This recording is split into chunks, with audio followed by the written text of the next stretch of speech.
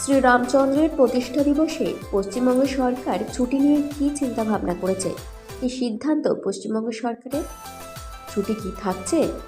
প্রিয় দর্শক বন্ধু, 22শে জানুয়ারি সেই দিন, যে বিশেষ দিন মহেন্দ্রক্ষণে শ্রীরামচন্দ্রের প্রাণ প্রতিষ্ঠা হতে চলেছে।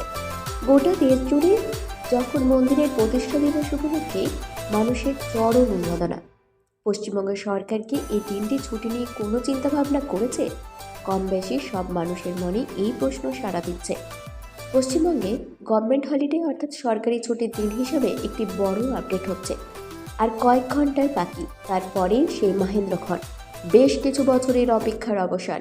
বহু মানুষ রাম মন্দিরের উদ্দেশ্যে ইতিমধ্যেই রওনাও দিয়ে দিচ্ছেন। 22শে জানুয়ারি অর্থাৎ সোমবার রাম মন্দির উদ্বোধনের দিনে বিজেপি শাসিত অনেক রাজ্য সরকার, স্কুল, কলেজ, অফিস ছুটি ঘোষণা করেছে, যাতে অযোধ্যার রাম মন্দির উদ্বোধনে এই মহেন্দ্রক্ষণে মানুষ অংশ নিতে পারেন। তবে এখনো পর্যন্ত পাওয়া খবর অনুযায়ী বিজেপি শাসিত রাজ্যগুলি ছুটি ঘোষণা করলেও পশ্চিমবঙ্গ সরকার 22শে জানুয়ারি কোনো ছুটি ঘোষণা করেননি। সাংসদ সুকান্ত মজুমদার মুখ্যমন্ত্রীকে চিঠি দিয়েছেন যাতে 22শে জানুয়ারি ছুটি ঘোষণা করেন মুখ্যমন্ত্রী।